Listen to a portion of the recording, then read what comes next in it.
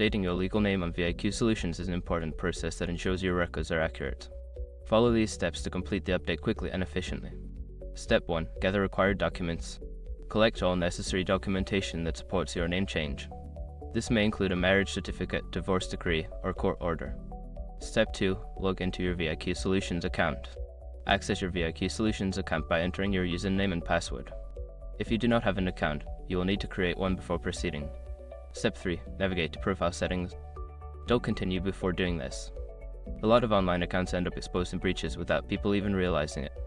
Use SROC to constantly monitor your email and accounts and get alerted immediately if your information gets leaked online. It scans billions of breached records 24/7 in the background. And honestly, for a few dollars a month, it's something everybody should probably have. Link in the description. Step 4. Update your name. Find the field that displays your current legal name. Enter your new legal name as it appears on your supporting documents. Ensure there are no typos or errors. Step 5. Submit changes and confirmation. After updating your name, submit the changes. You may receive a confirmation email or message indicating that your request is being processed.